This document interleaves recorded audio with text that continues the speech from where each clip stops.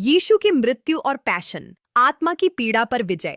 कार्डेक बताते हैं कि यीशु का शारीरिक दुख वास्तविक था, लेकिन यह उसकी मिशन का केंद्र नहीं था। मास्टर मरने के लिए नहीं आए, बल्कि जीने का सिखाने के लिए। और उनकी मृत्यु मानवता की शुद्धता और सत्य के सामने की अव्यवस्था का स्वाभाविक परिणाम थी। उन्होंने शांति के साथ दर्द सहन किया, क्योंकि आत्मा पूरी तरह से शरीर पर हावी थी और उनकी चेतना, जो भगवान के साथ जुड़ी थी, शारीरिक दुख को पार कर गई। इस प्रकार यीशु का पैशन आत्मा की भौतिकता पर विजय का गवाह है। आध्यात्मिकता दिखाती है कि मसीह ने दूसरों के पापों को माफ करने के लिए नहीं मरे, बल्कि प्रेम, विनम्रता और विश्वास के माध्यम से व्यक्तिगत मुक्ति का मार्ग दिखाने के लिए। उनकी बलिदान नैतिक था, यांत्रिक नहीं। प्रतिस्थापनात्मक प्रायश्चित का विचार दिव्य न्याय और स्वतंत्र इच्छा के कानून के साथ असंगत है। प्रत्येक आत्मा वही काटती है जो वह बोती है, लेकिन वह पश्चातावे और भलाई के माध्यम से पुनर्जनन कर सकती है। यीशु ने हमारे लिए कीमत नहीं चुकाई। उन्होंने हमें आंतरिक परिवर्तन के द्वारा अपनी खुद की आरण चुकाने का सिखाया। परास्नायिक मनोविज्ञान बताता है कि क्रूस पर चढ़ने के क्षण में मसीह की चेतना की स्थिति अहम और भय से परे थी। नफरत के बजाय उन्होंने करुणा व्यक्त की।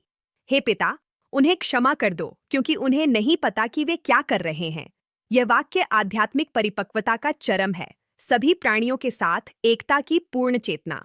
तंत्रिका विज्ञान पुष्टि करता है कि सच्ची करुणा मस्तिष्क के उन केंद्रों को सक्रिय करती है जो शांति और भावनात्मक सामंजस्य से जुड़े होते हैं, शारीरिक दर्द के प्रभाव को कम करते हैं। यीशु दिव्य प्रेम के साथ पूरी तरह से सामंजस्य में सचमुच आध्यात्मिक मन की शक्ति से दर्द को निष्क्रिय कर देते थे। कार्डेक ने देखा कि यीशु की मृत्यु मानवता को मिली सबसे सुंदर विश्वास और साहस की शिक्षा थी। जब शरीर को चोट पहुंचाई जा रही थी, आत्मा शांत बनी रहती थी, उन्हें सताने वालों को शांति का प्रकाश देती थी।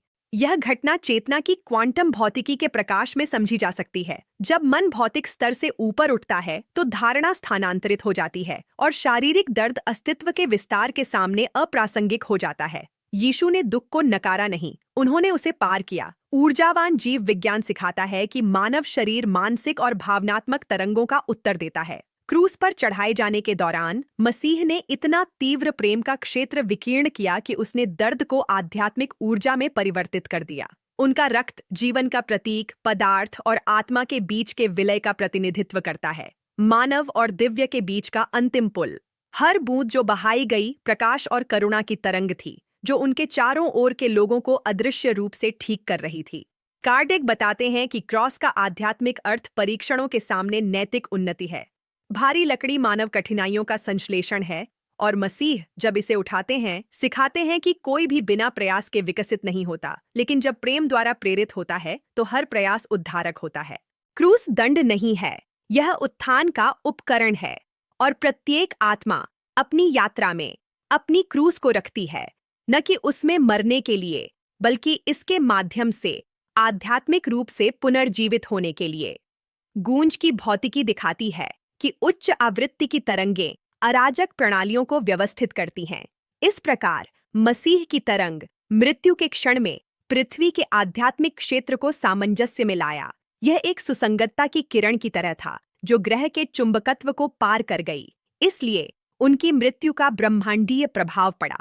एक शुद्ध आत्मा की तरंग ने ग्रह की शक्तियों को पुनर्गठित किया, मानवता के लिए एक नई विकासात्मक युग का द्वार खोला।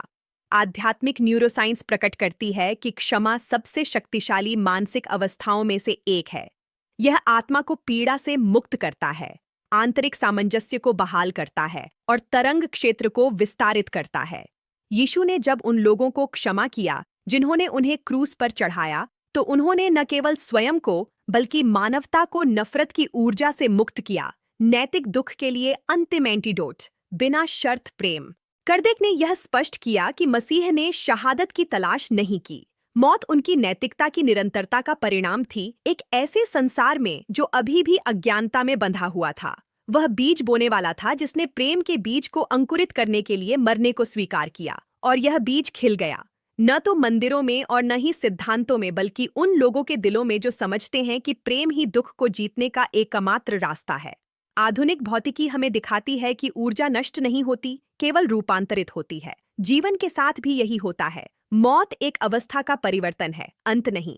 क्रूस पर यीशु ने शांति और प्रकाश के साथ इस सार्वभौमिक नियम को प्रदर्शित किया। उनकी आत्मा पराजित नहीं हुई। उन्होंने भौतिकता पर विजय प्राप्त की, डर, नफरत और मौत को हराया। यीशु की मृत्यु और पीड़ा को समझना यह समझना है कि दुख ज्ञान का विद्यालय है और प्रेम इसकी अंतिम चिकित्सा है। मसीह सफरिंग के लिए नहीं आए, बल्कि यह दिखाने के लिए आए कि कोई भी दुख आत्मा की शक्ति से बड़ी नहीं है जो भगवान के साथ जुड़ी हुई है। यदि यह विचार आपको प्रकाश और सांत्वना प्रदान करता है तो इसे साझा करें, क्योंकि यीशु की मृत्यु और पैशन को समझना यह है कि क्रूस केवल पुनरुत्थान से पहले का क्षण है और प्रेम वह कानून है जो हमेशा मृत्यु पर विजय प्राप्त करता है।